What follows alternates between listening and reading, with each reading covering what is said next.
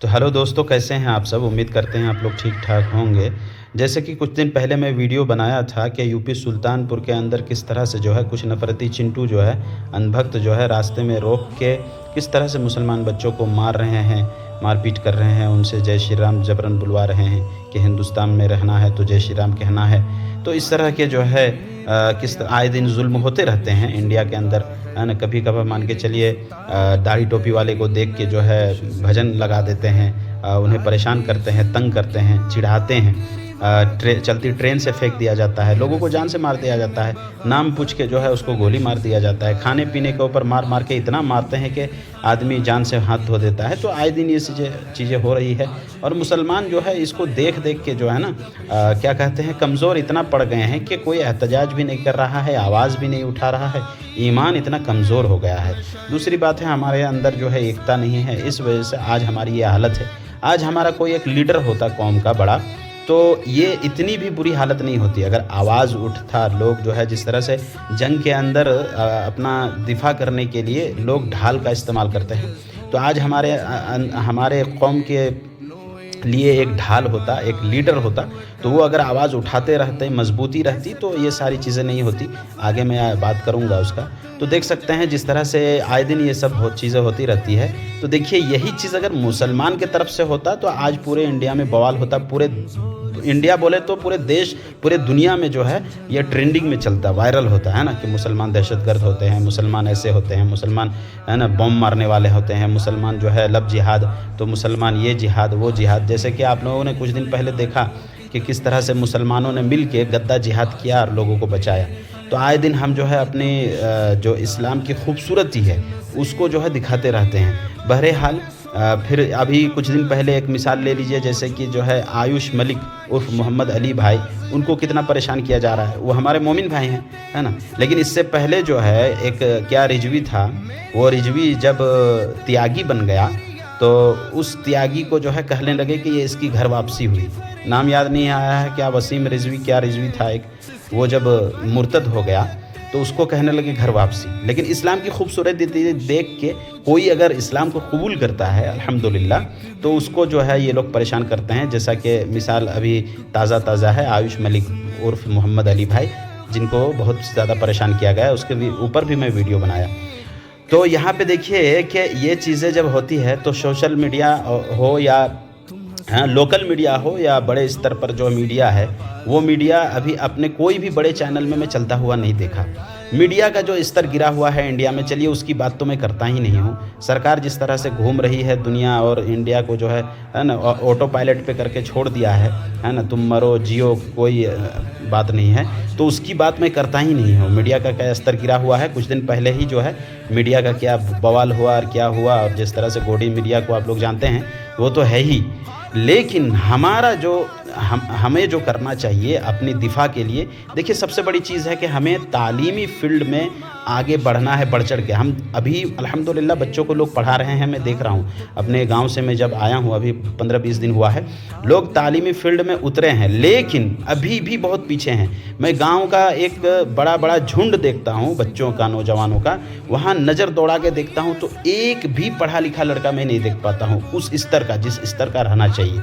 तो ये हालत है हमारी, जो है 5-2 क्लास 3 क्लास पढ़ें, 7 क्लास पढ़ें, उसके बाद उसको बाहर भेज दिया जाता है, कोलकाता, मुंबई, दिल्ली। हमारे इंडिया में जितने भी बड़े ये हैं, कुछ बच्चे पढ़े लिखे हैं तो वो लोग अच्छा काम करते हैं। जो डिग्री वाले हैं वो लोग की सैलरी भी अच्छी होती है, लेकिन जो कम पढ़े लिखे होते हैं होटलों में काम कर रहे हैं, चाय दुकान में काम कर रहे हैं, है ना, कुछ पैसे कमाएं, घर आएँ, एक बाइक खरीदें, 2-4 गुटखा खाएँ, पान खाएँ, सिगरेट फूकें, गांजा फूकें, और फिर जो है 10 दिन में चले गए। यही जो है सर्कल घूम रहा है। फिर उसकी ज़िंदगी छोटे से जो है बड़ा होते होते 20 साल 25 साल का होते होते वो घर में पैसे देता है, कुछ घर बना लेता है, छोटा मोटा घर को सही से फिनिशिंग भी नहीं कर पाता है। शादी का वक्त आ जाता है, शादी करता है, ज़िंदगी फिर से जो है उसकी फटी हालत हो जाती है।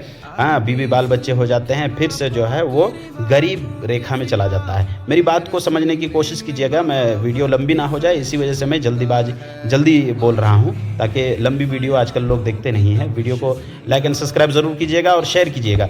तो ये स्तर हो गया है हमारे तालीमी फ़ील्ड का। हमें तालीमी एतबार में बहुत अभी हम पीछे हैं। तो ये एक हमारा बड़ा सा ढाल है तालीमी फ़ील्ड में हमें जो है बहुत ज़्यादा काम करने की ज़रूरत है। देखिए हमारे पास अभी हम कहीं अगर इस मुकदमे को, जो लोग हमारे ऊपर जुल्म करता है अभी इंडिया में, इस मुकदमे को अगर हम कोर्ट में लेके जाएं तो हमारे पास वकील नहीं है ना। अगर क्या कहते हैं, हम अच्छे हॉस्पिटल में इलाज करवाने जाएं, जिस तरह से आए दिन हमारे साथ लिंचिंग होता है, तो हमारे पास अच्छे डॉक्टर नहीं हैं। हम अगर अपने केस को, कोई फैसले को कोर्ट में, क्या कहते हैं कि थाने पे जाते हैं, तो वहाँ पे हमारे पास कोई अफसर नहीं है बड़ा, एसपी, डीएसपी, डीआईजी जो होते हैं जिस स्तर पे, ज़िला लेवल पे हो या है ना, क्या कहते हैं, इंडिया लेवल पे एक नेता होना चाहिए हमारा, एक दिफा करने वाला। तो अभी अगर देखा जाए तो इस माहौल में कोई है तो असदुद्दीन अवैसी साहब हैं। असदुद्दीन अवैसी साहब हैं हमारे लीडर, है ना। जिस तरह से कुछ जो है अंधभक्त, हमारे अंदर भी अंधभक्त है, जो हमारे वाले अंधभक्त हैं, वो असदुद्दीन अवैसी साहब को कह देते हैं कि ये जो है क्या कहते हैं कि बीजेपी का बी टीम है। और जिस क्या कहते हैं पार्टी का आदमी असदुद्दीन अवैसी साहब को बीजेपी का बी पार्टी बोलते हैं, वही लोग सबसे जाके जो है पहले बीजेपी में ज्वाइन हो जाता है, वॉशिंग मशीन में जाके घुस जाता है, जैसे कि राघव चड्ढा और भी ऐसे बहुत सारे मिसाल हैं। जो लोग बी टीम बोले हैं असदुद्दीन अवैसी साहब को, वो जाके जो है बीजेपी का वॉशिंग मशीन में घुस जाता है। तो इससे पता चलता है कि असदुद्दीन अवैसी साहब क्या है। एक ईमान वाला, सबसे पहली बात जो है इस्लाम वाला, ईमान वाला, दाढ़ी टोपी वाला, सच्चा बोलने वाला। तो पहली बात तो हुई तालीमी फील्ड में हमें जो है काम करना है। दूसरी बात हुई कि एक हमें जो है लीडर चाहिए, वो असदुद्दीन अवैसी साहब के अलावा दूसरा ऑप्शन नहीं है, और ये इंसान ईमानदार है। एक बावासीर वाला आदमी, जिसको बावासीर है, बावासीर समझ ही रहे होंगे आप लोग, वो हमको बता रहा था मेरे गाँव में कि जो है असदुद्दीन अवैसी साहब जो है बीजेपी का बी टीम है। समझ रहे हैं, मैं उसको जवाब तो नहीं दिया, लेकिन मुझे बहुत अफसोस हुआ कि देखिए ये सब जो है आके ज्ञान दे रहे हैं और उसको दूर दूर तक कोई लेना देना नहीं है। जिस तरह से एक वीडियो बनाना बहुत मुश्किल बात है, जिस तरह से जो है क्रिकेट प्लेयर जो है, जो जब खेलते हैं फील्ड के अंदर, तो यहाँ से क्या कहते हैं, बाहर से लोग कहते हैं, उसको आवाज़ देते हैं, जो लोग खेल देखने जाते हैं या तो जो टीवी पर देखते हैं, अरे यार इस शॉट को जो है ऑफ नहीं, लेग में मारना चाहिए, ये लेग का बॉल था, इसको ऑफ में कर दिया, ये सही नहीं हुआ। लेकिन वहाँ जाके जब जो खड़ा होता है ना, उसी को समझ में आता है। उसी तरह से बाहर से जो लोग ज्ञान देते हैं, असदुद्दीन अवैसी साहब हो या कोई भी हो, है ना, कोई भी खिलाड़ी जो काम करता है या खिदमत करता है कौम का, तो क्या कहते हैं कि ज्ञान देना आसान है लेकिन काम करना बहुत मुश्किल। तो पूरे इंडिया स्तर पे देख ही रहे हैं कि कौन जो है हक की बात करता है, कौन जो है क्या कहते हैं दिफा की बात करता है, वो एक ही है, असदुद्दीन अवैसी साहब। जिस तरह से हिंदू अनभक्त जो है कहते हैं कि पेट्रोल अगर 500 लीटर हो जाए, डीजल अगर 500 लीटर हो जाए, गैस अगर 5000 का हो जाए, फिर भी मोदी को वोट देंगे। आज वही तरीक़ा मुसलमानों को अपनाना है, तभी हमारा भविष्य और हम जो है अपने आप का दिफा कर पाएंगे, हमारा ढाल बन पाएगा, हमारा एक कौम का लीडर उतर के आएगा। देखिए मुसलमानों को किस तरह से नाप लिया है इंडिया में। एक राजनेता, एक सीएम है एक राज्य का, उस राज्य में बहुत खनिज है, कोयला है, पत्थर है, लकड़ी है और बहुत तरह के जो है खनिज है। उस राज्य का सीएम का एक चमचा होता है ना, मेन चमचा, जो है पूरी वसूली करता है और गुंडागर्दी भी करता है, चाहे उसका वो कुछ भी हो, एमएलए हो, सांसद हो, कुछ भी हो, लेकिन उसका ओहदा से कोई लेना देना नहीं है, वो सीएम का दाहिना हाथ होता है।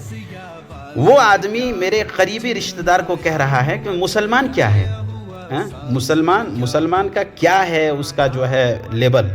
मुसलमान को तुम लात जूता मारो, मुसलमान को कुछ भी कहो और तुम 500 रुपया पकड़ा दो, मुसलमान पूरा दिन तुम्हारे पीछे पीछे घूमेगा, यानी इलेक्शन वगैरह में जब काम होता है।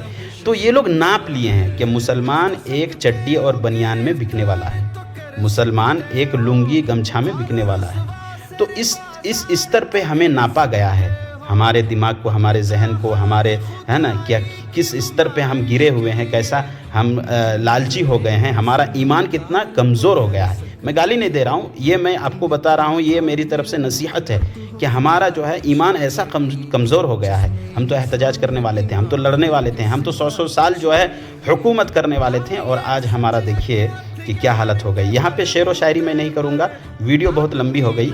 चाहिए इन चीज़ों के ऊपर हमें गौर करना बहुत ज़रूरी है। कुछ इंपॉर्टेंट बातें थी जो मैं वीडियो में कहा, वीडियो लंबी हो गई। वीडियो को देखिए और शेयर कीजिए, ज़रूर से ज़रूर शेयर कीजिए। इसमें शेर व शायरी मैं नहीं कर रहा हूँ, बहुत बड़ी हो गई वीडियो।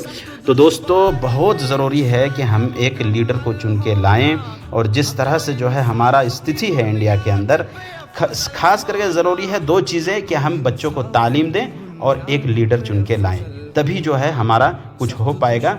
नहीं तो जो है आगे मुस्तकबिल में हम इस दुनिया से चले जाएंगे।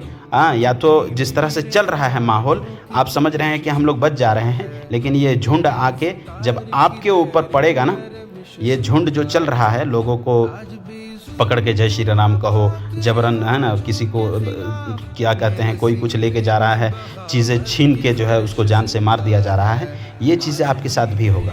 तो आपको एक होना है, एक मुट्ठी होना है। जब तक आप एक मुट्ठी नहीं रहेंगे इंडिया के अंदर, बहुत आगे मुस्तकबिल में और भी हालत ख़राब होने वाली है। तो जय हिंद, और दुआ में याद रखिएगा। आगे फिर बात होगी वीडियो में इंशाअल्लाह।